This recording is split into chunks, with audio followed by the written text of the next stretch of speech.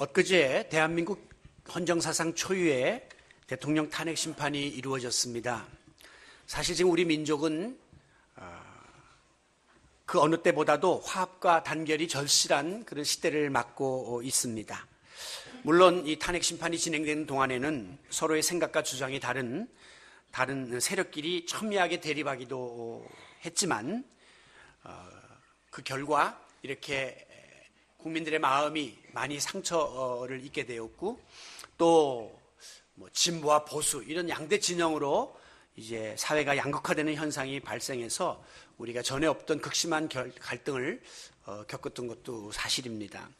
심지어 가정 안에서도 부부 사이에도 편이 갈려서 싸우고 또 부모와 자녀들 사이에 생각이 달라서 싸우고 또 화를 참지 못한 아버지가 그만 아파트에서 뛰어내려서 자살을 한 그런 사건까지 벌어졌었습니다. 그러나 이제 헌재의 최종 판결이 내려진 이 마당에 무슨 단순히 누가 승자냐 패자냐 이런 관점을 떠나서 우리는 서로 간의 갈등을 봉합하고 치유하는 데 우리 온 국력을 기울여야 할 것입니다. 그래서 우리가 바라는 국민 통합 그리고 국가 번영의 기반을 마련하고 계속해서 온 국민이 그 목표를 향하여 달려갈 수 있어야 하겠습니다. 이것을 위해서 특별히 우리 믿는 자들은 지금까지 그랬던 것처럼 나라 민족을 위해서 기도하기를 쉬는 죄를 범해서는 안 되고요. 계속해서 우리의 기도 속에 이 민족이 포함되어야 합니다. 그리고 각자의 위치에서 솔선수범하고 또 맡겨진 사역을 감당하기 위해서 노력하는 그런 지혜롭고 또 사명감을 감당하는 우리 성도 여러분들이 되시기를 바랍니다. 사람은 어떤 일이든지 자기가 원하는 대로 이루어지지 않으면 제일 먼저 불평, 불만, 원망의 느낌이 듭니다. 이걸 원망감이라고 하는데요. 그리고 나면 어김없이 그 느낌이 말로다가 쏟아져 나오는 원망의 말을 하게 되죠. 아마 지금 우리 모두의 마음속에는 그 어느 때보다도 원망감이 이제 팽배해 있는 때라고 볼 수 있습니다. 예를 들면 국민들은 좀 더 잘해서 끝까지 이렇게 자리를 좀 지켜줬으면 하는 바람이 대통령에게 있었는데 그렇지 못했던 대통령을 향한 서운함과 원망감이 있을 수 있습니다. 그런가 하면 또 대통령은 아니 이게 이렇게까지 이 자리에서 끌어내려야 될 문제인가 조금 더 정치적으로 지혜롭게 풀었으면 얼마나 좋았을까라고 하는 그런 정치권에 대한 원망감이 또 있을 수 있습니다.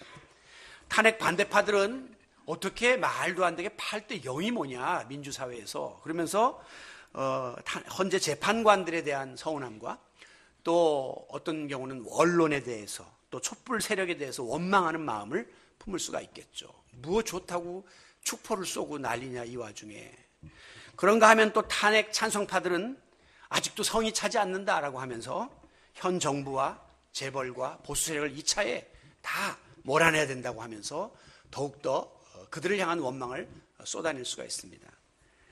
여러분 이 원망이라는 것은 못마땅하게 여겨서 탓하거나 불평을 품고 미워하는 것이다. 이렇게 사전에서는 이제 정의하고 있어요. 자, 나와 다른 성향을 가진 사람을 비방하고 또 혹은 내가 부족하고 어려움을 당한 일에 대해서 어떤 원인을 탓하는 그런 생각과 말과 행위 전체를 우리가 원망이라고 이야기합니다. 그래서 원망은 순수한 우리말로 말하면 탓돌림이라고 할 수 있어요. 탓돌림. 탓을 다른 사람한테 혹은 다른 이유에게 돌려버린다는 거예요.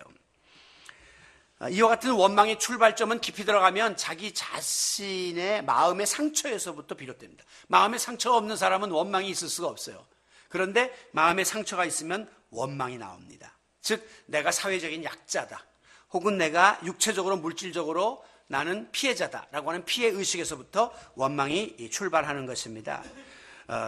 그래서 그와 같은 피해의식이 나보다 더 강한 자에게 쏟아부어지는 거예요. 그 사람한테 원망이라는 것이 가게 되어 있는 겁니다.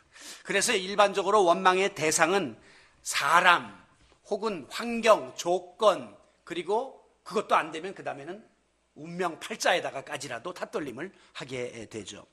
대표적인 원망의 케이스가 바로 금수저, 흑수저의 논란입니다. 나는 부모를 잘못 만나서 내가 지금 이렇게 어려움을 겪는다. 또 우리 가정이 나를 뒷받침해 주지 못해서 내가 더 이상 발전해 나가지를 못한다. 그것도 안 되면 내가 이거 운명적으로 이런 처지에 태어나가지고 내가 이렇게 됐다라고 하는 그런 생각을 갖게 되는 것입니다. 제가 언젠가 아들에게 이런 흑수저 생각을 갖고 있는 아들에게 보내는 아버지의 글을 읽은 적이 있는데 아버지가 이렇게 말했습니다. 아들아, 세상이 불공평하다는 생각에 원망이 느껴질 때 자연을 바라보아라. 거기에는 앞마당에도 나무가 서 있고 또 뒷산에도 서 있고 높은 돌산에도 서 있지 않느냐? 하지만 그 나무는 다 필요한 곳에 심겨져서 나름대로 때가 되면 다 꽃을 피우고 열매를 맺는 거란다. 사람은 누구나 빈손으로 태어나서 바닥부터 시작하는 것인데 단지 그 시작하는 바닥의 높이가 조금 높은 애들이 있고 낮은 애들이 있을 뿐이지 그 근본은 다 똑같은 것이다 라고 하면서 너에게 주어진 상황에서 최선을 다하면 된다라고 하는 격려의 글을 읽은 적이 있습니다. 여러분, 이 원망의 기준은 철저하게 납니다. 우리말에도 내가 잘 되면 내 탓이고 못 되면 남 탓이라는 말이 있는 것처럼 무엇인지 내가 잘 되고 내 마음에 들면 절대 원망이 나오질 않습니다. 그런데 내가 하는 일이 잘 안 되고 내가 원하는 대로 진행되지 않을 때 우리가 그 원인을 다른 데다가 떠넘김으로써 나는 그 책임이 없다고 하는 책임 회피, 일종의 자기 합리화의 시도가 이 원망이라고 말할 수 있겠죠. 인류 최초의 범죄자는 아담이었습니다. 그런데 죄는 자기가 저질러 놓고 나중에 그 책임을 추궁하는 하나님 앞에서 그 책임을 하나님이 내게 짝지어 주신 하와는 또 저 뱀이 그랬습니다. 이러면서 서로에게 책임을 떠넘기는 그런 모습을 우리가 보죠. 이 같은 아담과 하와의 본성은 우리 인간 누구에게나 다 전수되어서 지금 깔려 있습니다. 그래서 우리는 때때로 이 원망을 할 때는 정정당당하게 그 앞에서 하지를 못하고 항상 뒤에서 수근수근거리면서 뒤에서 표출하는 경우가 많아요. 그래서 원망은 소위 뒷담화라고 하는 이야기를 합니다. 그리고 엄밀한 의미에서 원망은 책임 회피이고 뒷담화이기 때문에 비굴한 행동이에요. 여러분, 세상의 모든 일이 내 뜻대로 내 생각대로 다 되면 얼마나 좋을까, 그런 생각을 해봅니다. 내가 산 로또의 번호가 다 들어맞고 내가 살고 싶은 만큼 살다가 가면 얼마나 좋을까. 저도 요새 이제 주위에 이렇게 아픈 사람들이 많고 또 나이가 들어서 돌아가시는 분들이 많고 하니까 가끔 그런 생각이 나요. 정말 오래 사는 것은 원치 않는데 건강하게 사는 날까지 살다가 아싸라게 가면 얼마나 좋을까. 누구 마음대로 내가 원한다고 그렇게 되면 얼마나 좋겠습니까. 또 우리가 100세 시대인데 내가 120세를 살면 얼마나 좋을까. 그게 말이 그렇지 내 뜻대로 된다고 다 좋은 게 아니에요. 만약에 그래서 다 우리가 120세까지 살면 세상은 큰일 납니다. 우선 자녀들이 감당할 수가 없고 사회적인 큰 혼란이 일어나기 때문에 내 뜻대로 사는 것이 꼭 축복이 아니에요.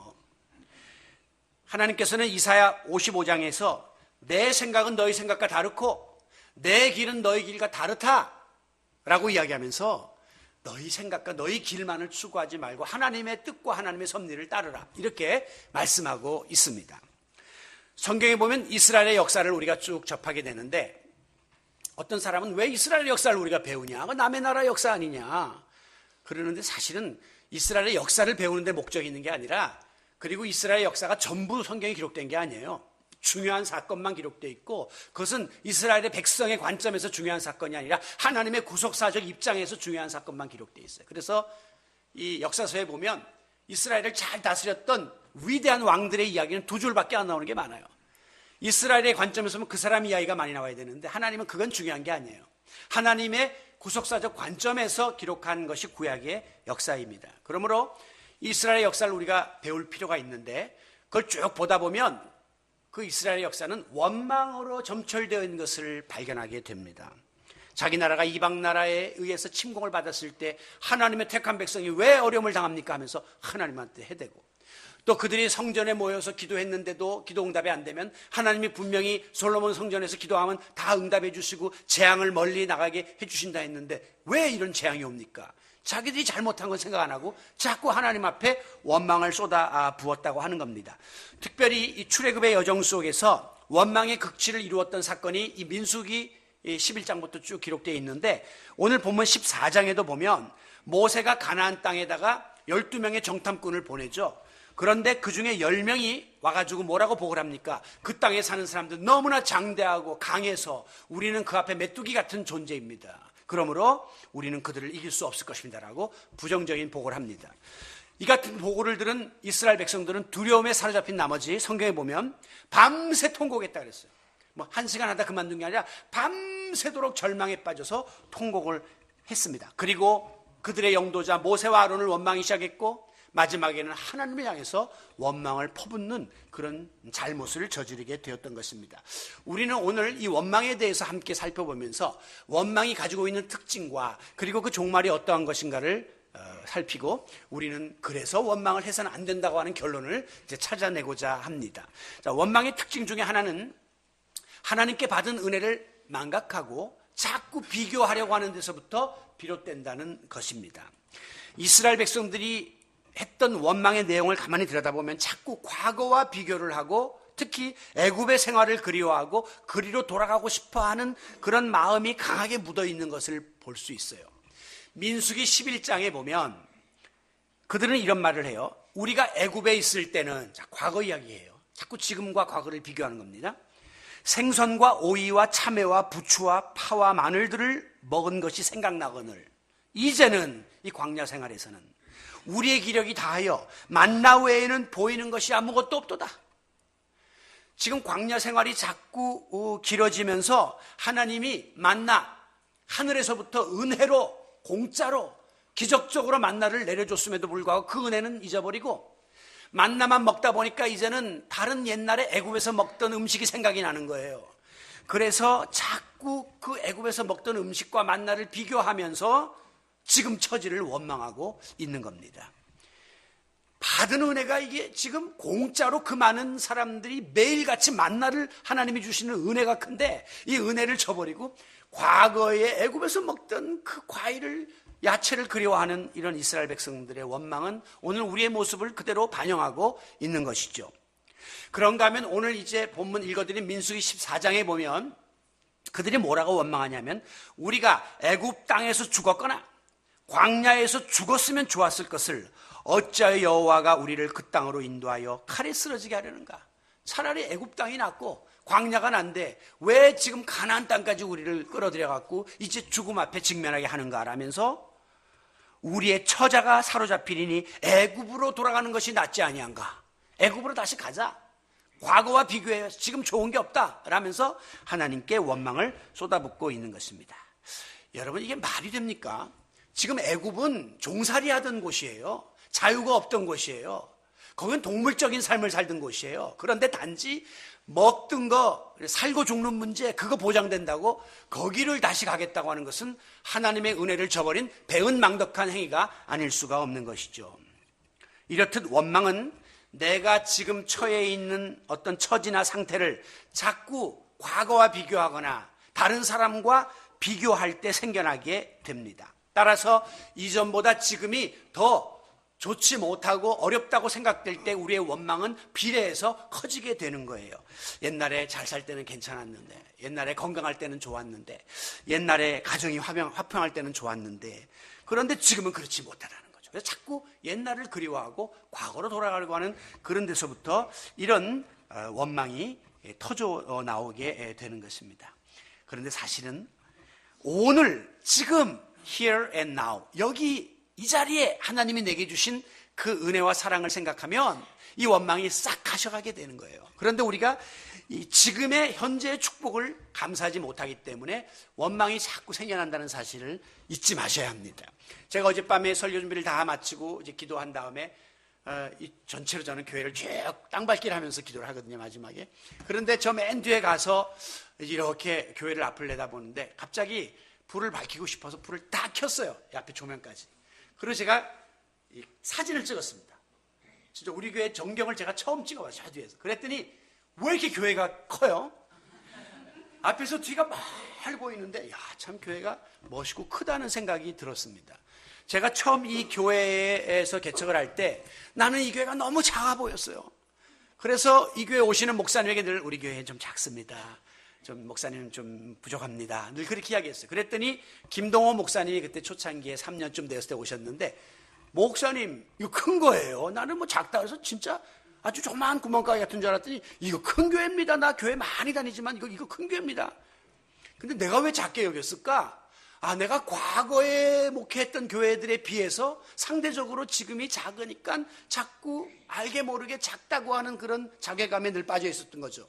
지금 저는 굉장히 이 교회가 크게 보여요. 현재 내게 주어진 이 은혜가 크게 느껴지기 때문이에요. 지금 저와 함께 지내는 여러분들이 너무 소중하고 너무 감사해요. 왜? 여러분 한 분 한 분이 소중하다는 것을 깨달았기 때문이에요. 그냥 큰 교회에서, 그냥 큰 대기업에서 이렇게 무슨 회사 운영하듯이 교인들의 형편도 모르고 내막도 모르고 눈물도 모르고 큰 어떤 흐름만 가지고 목회하는 것보다 한 사람 한 사람 붙잡고 강아지 새끼 잘 있냐, 요새 이사는 했는가, 아프진 않는가, 이게 진짜 목회 아닌가 하는 생각을 하게 되는 거죠. 여러분, 과거를 자꾸 비교하지 마세요. 타인과 비교하지 마세요. 저 목사님, 저 교회 부러워할 것 없습니다. 내게 주신 하나님의 은혜에 늘 감사하면 원망이 사라지고 우리 마음의 기쁨과 평안이 넘쳐나게 될 줄로 믿습니다. 이 원망은요, 자꾸 반복하게 됩니다. 특징이. 그리고 반복하다 보면 딱 체질화되어 가지고 내 몸에 배이게 된다는 사실을 깨달아야 해요. 이스라엘 백성이 430년 동안 노예 생활을 했습니다.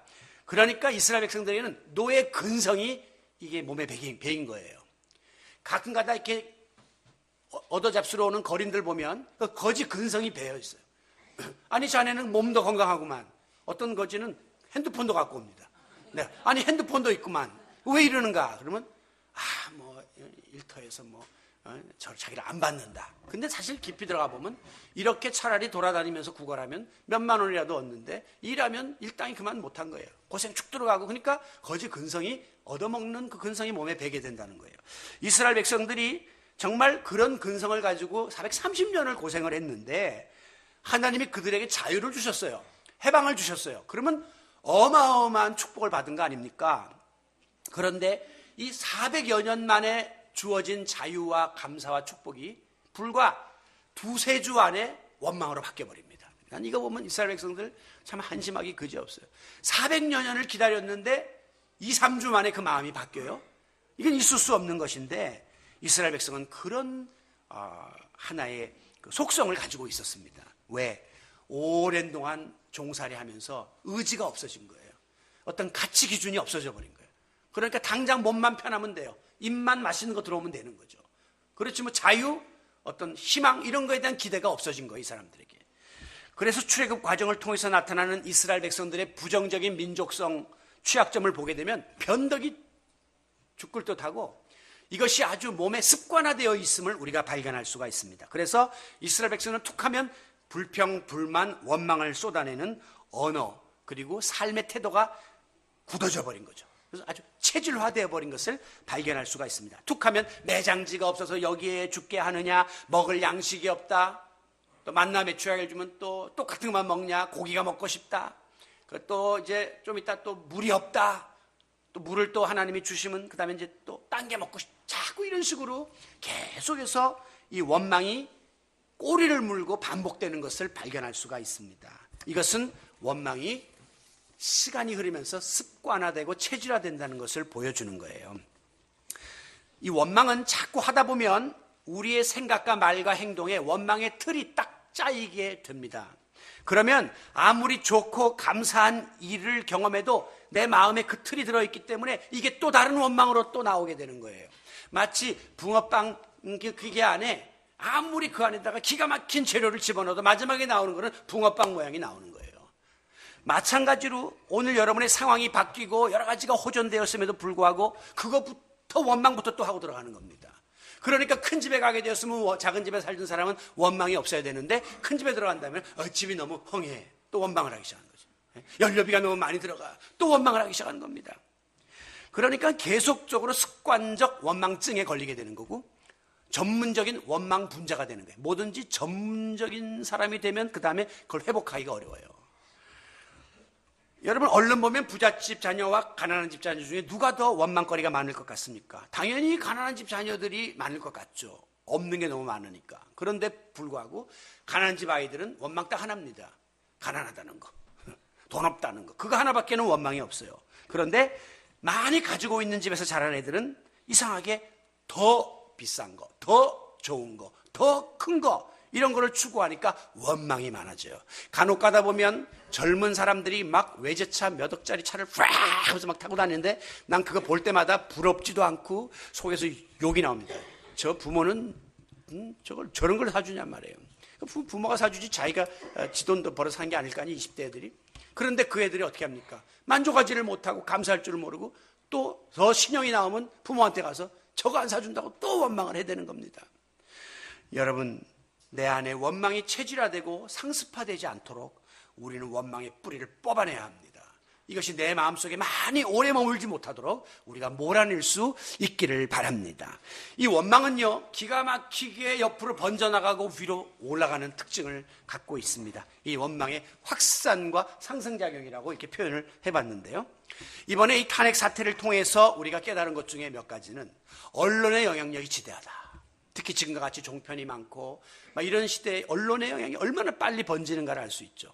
그러니까 젊은이들이 주축이 된 이 촛불 집회는 순식간에 모이고 조직적으로 모이는데, 어르신들이 모인 집회는 다 뿔뿔이 흩어져 모이고 신문 광고해갖고 모이고 있으니까 이게 힘이 약할 수밖에 없죠. 그리고 이 광장 민주주의가 또 가지고 있는 영향력에 대해서 우리가 살필 수 있었습니다. 그 중에 단점이 뭡니까? 언론에 가짜 뉴스가 등장하는 겁니다. 말도 안 되는 소리가 막 순식간에 그냥 SNS를 통해서 번져나가면서 이 사회를 어지럽게 만드는 이런 악영향을 우리가 보았습니다.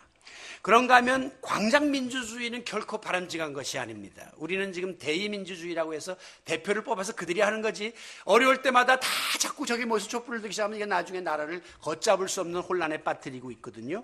왜 광장민주주의가 위험합니까? 시위에서 앞장서는 과격한 선동을 하는 사람들에 의해서 군중들은 휘둘린다는 것입니다.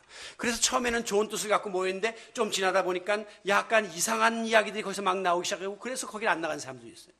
또 이제 마무리를 해야 되는데 또 막 죽음을 불사하고 또 나가서 막 아스팔트 피를 뿌리겠다고 막 하면서 반대하는 이런 것들이 선동을 통해서 벌써 애매한 분들 3분이나 돌아가셨잖아요.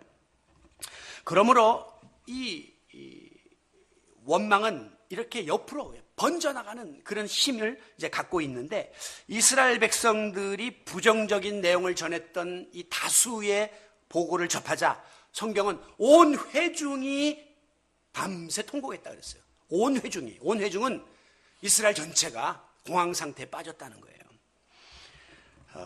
그래서 이 부정적인 보고를 들은 백성들이 밤이 새도록 하나님께 기도하고 눈물로 통곡한 게 아니라 하나님을 원망하는 그런 눈물을 쏟아냈다고 하는 것입니다. 그래서 이스라엘 백성 거의 모두 성경에 보면 이제 오늘 보면 여호수아와 갈렙을 향해서 돌멩이를 던지죠. 죽이려고 해요. 긍정적인 보고를 한 소수는 인정을 안 하는 거죠. 그래서 그를 죽이려고 하고, 그 다음에 모세와 아론을 원망해요. 자기들의 영도자인데 다 끌어내리는 거예요. 탄핵을 시키는 거죠. 그리고 이제 심지어 절대 입에도 담으면 안 될 금기시 사항이 뭐냐, 하나님 원망하는 건데 에라 모르겠다, 하나님까지 원망하는 죄를 저지를 만큼 원망이 급속히 번져가게 되었습니다. 이와 같이 원망은 확산작용을 일으킵니다. 마치 AI에 감염된 그런 몇 마리의 조류가 그냥 수백만 마리에게 감염되고 수천만 마리에 감염될 수 있기 때문에 다 폐사시키고 다 묻어버린 거예요. 무서운 힘이 있다는 것입니다. 소문도, 좋은 소문은 그냥 꼬리를 감춰버립니다. 슬며시 관심도 없어요, 사람들이. 나쁜 소문은 하룻밤만 지나면 전국에 다 퍼져 있습니다. 어떤 사람이 신문기사 보면 매일 남들 그냥 비리 파내고 부정적인 신문기사만 내니까 이걸 좀 굿뉴스로, 좀 나이스한 뉴스가 들리면 얼마나 사회가 기쁠까. 그래서 좋은 소식만 막 뽑아서 신문을 만들었더니 쫄딱 망했답니다. 아무도 안 봐요. 좋은 소식은 관심이 없어요. 사람의 심리가 나쁜 거, 묘한 그런 것을 가지고 그것을 퍼뜨리려고 하는 그런 심리를 지니고 있는 겁니다. 그래서 원망은 필요 이상의 것을 확대 재생산시켜요. 그래서 나중에는 악영향을 끼치는 무서운 해악을 가져다 주는 겁니다. 여러분, 만약에 이렇게 원망 증세가 있는 사람끼리 의기투합하면 시너지 효과가 나타나가지고 그 다음에 다른 사람들에게 원망이 막 전염이 되면서 나중에 굉장히 어려움을 가져오게 됩니다. 특히 교회 공동체 안에 상습적으로 불평, 불만과 원망을 일삼는 분들이 자꾸 서로 만나서 교제를 하기 시작하면 나중에 그 본인도 입에 거품을 물면서 막 원망을 하고 있는 그런 모습을 발견하고 깜짝 놀라게 되는 거예요. 그래서 유유상종이라 어떤 사람을 만나서 교제를 하느냐에 따라서 그 결론이 달라지는데 항상 감사하고 문제를 덮고 풀려고 하는 그런 분들과 만나면 내 마음도 온화해지고 그리고 모든 것이 긍정적으로 해결되는데 불평불만을 일삼고 여기에 불평의 틀이 딱 짜여있는 분하고 계속 교제를 하다 보면 나도 거기에 쇠뇌가 되는 거죠. 그리고 나도 거기에 함께 가담을 하는 일들이 벌어지게 되는 겁니다. 그러므로 불평, 불만, 원망을 일삼는 일을 피해야 합니다. 왜? 전염되니까. 사탄은 18번이 이간질시키는 겁니다. 틈타게 하는 거예요. 그래서 사람들 사이를 갈라놓는 것이 사단의 주특기인데 만약에 우리가 사탄이 우리의 마음속에 원망의 씨를 뿌리도록 그렇게 이용당하게 되면 교회 공동체는 순식간에 와야 됩니다. 그리고 시험에 빠지게 되는 거예요. 교회를 세우기는 정말 어렵습니다. 눈물로 기도하고 10년, 20년 엄청난 고생을 해서 교회를 세우는데 교회가 무너지고 깨지는 것은 한순간에 그냥 날아갑니다. 왜? 사단이 원망의 씨만 뿌려놓으면 그게 나중에 열매가 맺히면 사람들이 입에서 다 불평불만 원망이 쏟아져 나오기 시작하면 교회 공동체는 나중에 사탄이 그대로 앉은 자리에서 접수를 해버립니다. 그대로 파멸시켜버리는 일들이 벌어지게 되죠. 여러분, 원망이 이렇게 옆으로 막 가요. 가다가 이제 갈 때까지 갔어. 더 이상 갈 데가 없어. 그러면 어디로 가야 됩니까? 위로 올라갑니다. 상승작용을 해요. 확산작용을 하다가 마지막에 더 이상 갈 데가 없으면 이게 상승해서 위로 올라가게 되는 거예요. 그래서 이제는 지도자들을 물고 뜯기 시작합니다. 모세와 아론을 끌어내리라. 그리고 마지막에는 그 위에 계시는 최종 목표는 하나님을 끌어내리려고 하는 시도를 하게 되는 것입니다. 우리가 욥의 이야기를 가만히 보면 욥이 앞서 말씀드린 이 스페포드처럼 정말 재산도 잃어버리고 자식도 다 잃어버렸어요. 그러자 욥의 아내가 어떤 마음이 들었습니까? 원망하는 마음이 들었습니다. 누구를 원망했을까요? 먼저는 자식들을 죽인 사람들이 스바 사람들인데 저 스바 사람들을 원망했을 겁니다. 내 자식들을 다 뺏어갔다고. 그 다음에 재산을 앗아간 사람이 갈대아 사람들인데 아마 갈대아 사람을 원망이 확산됐습니다. 그러다가 가만 보니까 욥이 보이거든요. 욥은 또 병이 걸려갖고 비리비리 하거든요. 저 남편 잘못 만나서 내가 이렇게 됐다고 또 팔자 타령하면서 옆으로 막 확산돼 나갑니다. 그러더니 마지막에 갈 때까지 가니까 뭐라고 해요? 욥에게 차라리 하나님 원망하고 죽으라. 이게 다 하나님이 이렇게 어려움을 준 거지 하면서 원망이 상승작용을 하기 시작했습니다. 바로 그때 욥이 뭐라고 말합니까? 그대의 말이 어찌 어리석은 여자 중에 하나의 말 같도다. 우리가 하나님께 축복도 받았으니 재앙도 받지 않겠느냐? 주시니도 하나님, 걷어가시도 하나님, 하나님을 찬양한다 라고 하면서 원망을 단칼에 끊어버렸습니다. 그러면서 욥이 이 모든 일에 입술로도 범죄치 않았다. 굉장히 중요한 말이에요. 입술로도 범죄. 원망감이 생기면 원망하는 말이 나오는데 이 말이 결국은 상처가 되는 거예요. 오늘 성경에 보면 하나님께서 27절 민수기 14장 이스라엘 자손이 나를 향하여 원망하는 바 그 원망하는 말을 내가 들었노라. 하나님이 그 말을 들었어요. 여러분, 그러기 때문에 욥은 입술로도 말로조차도 원망하는 말을 하지 않았다고 하는 것입니다. 원망의 확산을 막고 상승을 끊어버렸어요. 그랬더니 어떤 일이 벌어졌습니까? 욥은 욥기 마지막 장에 가보면 모년의 복이 이전보다 배로 다 임합니다. 그래서 하나님께서 그의 앞길을 축복해 주시는 놀라운 주인공이 될 수 있었던 것입니다. 오늘도 우리 가운데, 우리 공동체 안에, 우리 가정 안에, 우리 나라 안에 원망을 확산시키려는 이런 시도들을 차단해야 합니다. 그리고 이것을 상승화시키려는 시도들도 차단해야 됩니다. 원망은 하여간 막아야 해요. 그리고 좀 더 건설적인 제안들, 그리고 긍정적인 의견 교환을 통해서 여러분의 가정 공동체가 든든히 서고 우리 교회 공동체, 국가 공동체가 바로 세워지는 놀라운 은혜가 임할 수 있기를 바랍니다. 마지막으로 이 원망으로 인해서 주어지는 고통과 그리고 그 종말을 한번 살펴봅시다. 자, 하나님께서 이스라엘 백성들을 택하여 당신의 백성으로 삼았습니다. 그러면 당연히 하나님이 이스라엘 백성에게 가장 좋은 길, the best way로 인도해 주지 않겠습니까? 우리가 자녀들을 기릅니다. 부모 입장에서 자식들 가장 좋은 길로 인도하고 제안하지 절대 허투른 길로 끌어가는 부모는 없습니다. 그런데도 불구하고 이스라엘 백성들은 자꾸 그런 하나님을 원망하는 거예요. 그러니까 어떤 일이 벌어졌느냐. 오늘 본문 말라기 2장 17절에 보면 하나님 마음이 너무 아프고 괴로웠습니다. 여러분 말라기 2장 17절 너희가 말로 여호와를 괴롭게 하고도, 자 말로 하면 안 된다. 하나님 들으신단 말이에요. 들으니까 마음에 너무 상처가 돼서 하나님이 괴로웠어요. 그래 놓고도 또 뭐라고 하냐면 입 싹 닫고 우리가 어떻게 여호와를 괴롭혀 드렸나이까, 우리가 언제 그랬습니까 하면서 또 오리발을 내미는 이런 이중적인 이스라엘 백성들의 모습이 나타나고 있습니다. 하나님은 당신의 자녀들이 원망을 일삼을 때 마음이 괴로워하신다 하는 사실을 보여주는 말씀이에요. 우리가 다른 사람에게 말도 안 되는 소리를 듣습니다. 얼마나 억울합니까? 괴롭습니까? 잠을 잘 수 없을 만큼 고통을 당합니다. 하물며 만약에 내가 낳은 자식이 부모를 원망한다면 아마 우리는 감당하기 어려울 것입니다. 자식들이 부모에게 절대 원망하는 말 중에 함부로 해서는 안 될 말이 왜 나를 낳냐? 왜 날 이렇게 낳냐?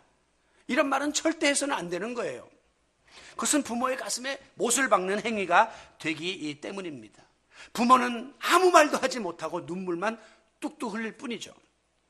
지금 이스라엘 백성들이 애굽의 종살이 430년을 하는 것이 안쓰러워서 하나님이 끄집어내 줬는데 애굽이 그립다, 과거가 더 낫다, 우리를 왜 여기서 죽게 하느냐, 하나님께 막 이렇게 해대니 얼마나 가슴이 괴로웠겠습니까? 이건 절대 있어서는 안 될 일을 한 거예요.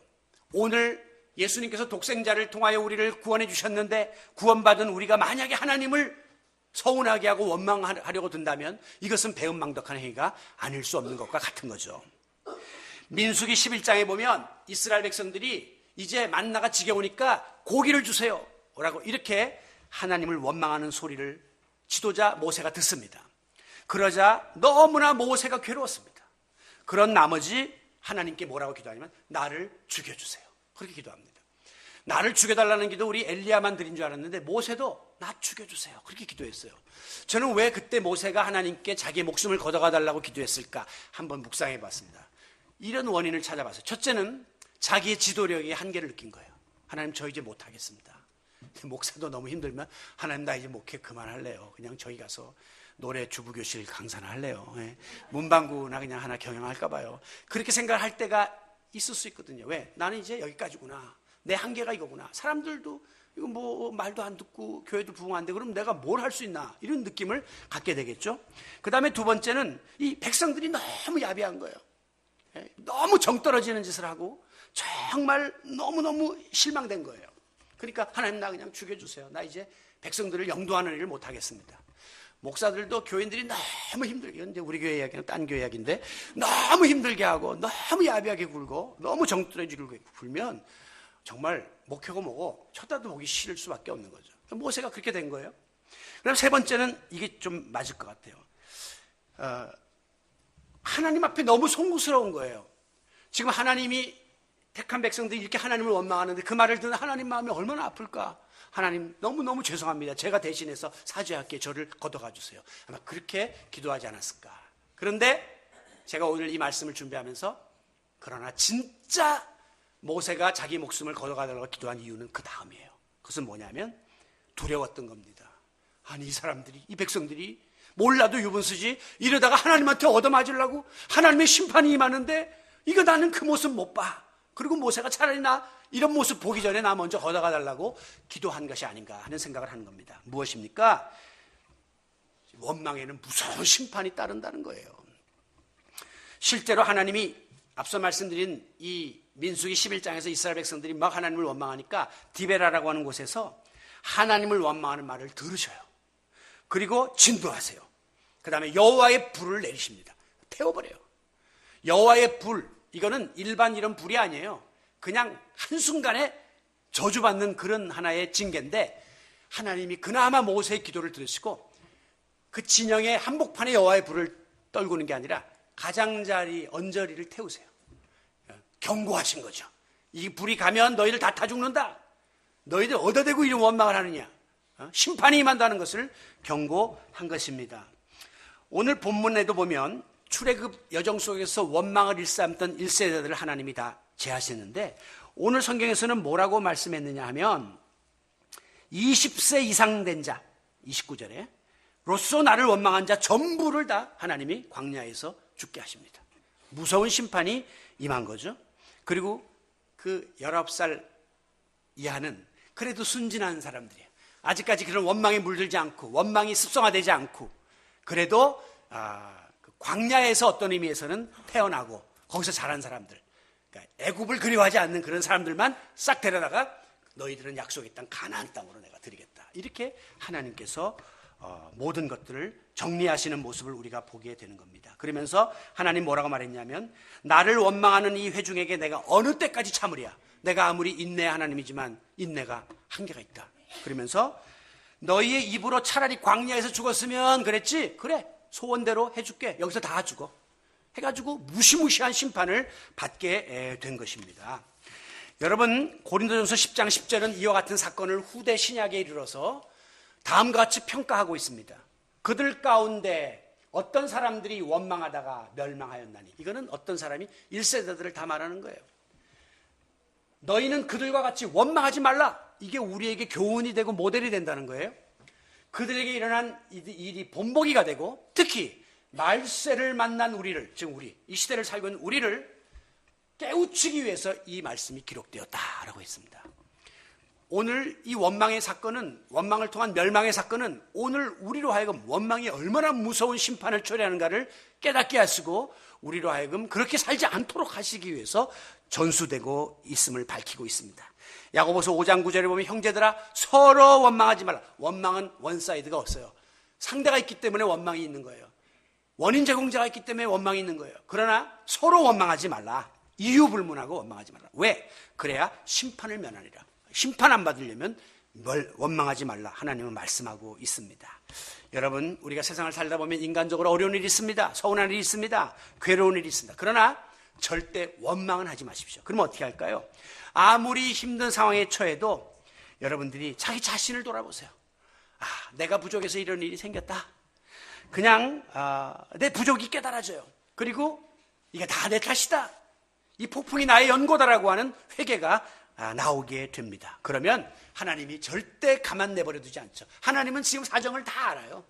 아시기 때문에 하나님이 이 모든 결과를 합력하여 손을 이루도록 다 만들어 주시는 거예요. 그런데 내가 나서서 싸우고 내가 원망하고 내가 처리하려고 하다 보면 끝없는 분쟁이 일어나게 되어 있습니다. 원망의 다음 코스를 보면 원망은 미움을 유발하고 미움은 더 적극적인 분노를 야기하게 되고 분노는 마지막에 절연이라고 하는 관계의 단절을 갖고 옵니다. 그 사람과 관계 끊고 안 보고 말고 하나님도 내가 안 보고 말고 교회도 안 나가고 말고 절연이 된 마지막에 죽음이에요. 죽음, 멸망이에요. 가인과 아벨이 이 하나님을 원망하면서부터 그 가인이 아벨에 대한 미움으로 그것이 분노로 형제 관계가 끊어지면서 살인으로 갔죠. 그래서 미워와 형제를 미워하는 것이고 살인이라는 말씀이 여기서 나오는 것입니다. 결국 원망은 어마어마한 결과를 인간관계에서도 초래하게 되고 인생살에서도 초래하게 되고 그리고 하나님과의 관계 신앙생활에서도 초래하게 된다는 사실을 잊지 마시기 바랍니다. 그러므로 절대 다른 사람 함부로 원망하는 일 금하시고 또 교회 공동체 안에서 다른 성도들 간의 원망을 금하시고 또 주의 종들도 실수가 있으나 할 수 있으면 위에서 기도하고 바로 세우고자 노력할지언정 원망을 금하셔야 하고 무엇보다도 하나님을 원망하는 일은 절대 있어서는 아니 될 것입니다. 제가 마지막으로 동영상 하나를 소개하고 말씀을 마무리하려고 하는데요. 제가 작년 가을에 우리 노예 수련회 때 일본의 나가사키에 성지순례를 갔다 온 적이 있었습니다. 일본에 무슨 놈의 성지순례가 장소가 있나 했는데 이 나가사키는 정말 성지였습니다. 거기에 가서 저는 엔도 휴사쿠라고 하는 일본 작가의 침묵이라는 작품을 접하게 되었는데 그분의 문학관까지 가고 이것이 쓰여졌던 그 나가사키 바다까지 다 보면서 많은 감동을 받았습니다. 이것이 바로 영화가 돼서 이번에 사일런스라고 하는 영화로 이제 나오게 됐는데요. 내용은 17세기에 포르투갈의 예수에 속한 신부들이 일본을 향해서 선교를 하게 들어갑니다. 나가사키 지역으로 들어갑니다. 그런데 그곳에서 복음이 전파되는 가운데 엄청난 핍박이 주어지게 돼요. 그리고 막 배교를 강요합니다. 일본 나가사키가 온천 지역이거든요. 근데 운센이라고 하는 그곳을 데리고 가서 땅 묶어놓고 뜨거운 온천물로 싹싹 몸에 붓습니다. 살이 싹싹 벗겨지죠. 익죠. 죽이지도 않아요. 고통 가운데 사람들을 고문합니다. 또 물이 빠졌을 때 십자가에 다 매달아 놓습니다. 그럼 나중에 물이 들어올 때 물을 먹으면서 이틀 3일 동안 물 먹고 죽게 하는 잔인한 그런 고문들을 가면서 배교, 예수를 모른다 하라 하면서 예수의 십자가 성상을 놓고 밟으라고 강요를 하거든요. 실제로 어떤 신부는 배교를 합니다. 포르투갈 신부가 일본 여자 살면서 일본의 선도에 침투되어서 그렇게 했던 이 실화적 소설이거든요. 그런데 마지막에 처참하게 죽어가는 신자들을 보면서 주인공 로드리게 신부는 하나님께 처절한 질문을 던집니다. 주께서 그들의 비명을 듣고 계시나요? 지금 저렇게 신음하며 죽어가는 그들에게 왜 하나님 침묵하십니까? 당신의 침묵을 어떻게 내가 성도들에게 설명해야 하는 것입니까? 하나님이 계시다면 왜 고통의 순간 아무 말씀이 없으시단 말입니까? 침묵, silence. Our Lord said to them, "Go ye into the whole world and preach the gospel to every living creature."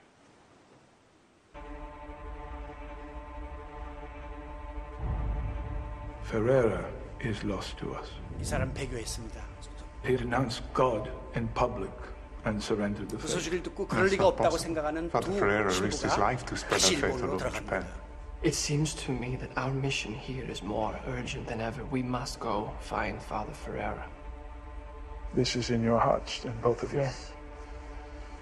Then I must trust God has put it down. 그런데 막상 그들 앞에 펼쳐지는 상황은 어마어마한 핍박이 You step into high danger. 있었죠. The price for your glory is their suffering.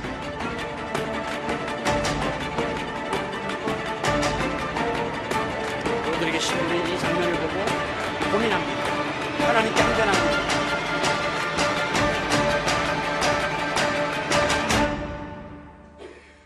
I pray, but I'm lost. 기도해도 앞이 보이지 않습니다. Praying to silence. 나는 지금 침묵에 기도하는 것인가? 고난의 순간 왜 하나님 침묵하십니까? 그의 질문입니다. 때때로 우리가 위기의 순간에 직면할 때 우리는 기도로 하나님께 응답을 구하라고 배웠습니다. 근데 여러분들이 아무리 기도해도 정작 돌아오는 것은 적막한 침묵일 뿐일 때가 있습니다. 하나님이 이래라 저래라 금방 응답해 주시지 않을 때 우리의 마음속에서는 하나님의 존재에 대한 의심이 생기고 하나님을 부정하고 싶은 마음까지 들게 되는 거죠. 그리고 하나님께 원망이 폭발할 수 있는 위기 상황에 빠져들게 됩니다. 마치 서두에 말씀드린 스패포드의 내 딸과 하나들을 잃어버린 그 상황에서 하나님은 왜 침묵하십니까? 우리나라의 세월호에서 304명의 학생들이 죽어갈 때 하나님 왜 가만 계셨습니까? 그러나 이 내적 갈등이 극에 도달했던 로드리게가 하나님의 무응답에 대해서 침묵에 대해서 항변하며 분노를 쏟아부을 때 그의 내면에 하나님의 음성이 들려왔습니다. 나는 한순간도 침묵하지 않았다. 그리고 옆에서 너의 고통을 늘 함께 해왔단다. 여러분, 오늘 우리가 하나님을 향해 원망을 쏟아낼 수밖에 없는 어떤 극단적인 상황에 놓여 있다 할지라도 하나님은 지금 침묵하고 계시는 것이 아닙니다. 그분은 바라보고 계시고 알고 계시고 아파하고 계시고 괴로워하고 계시고 그리고 우리의 모든 상황에 개입하셔서 결과적으로 선을 이루어 주실 것임을 믿으시기를 바랍니다.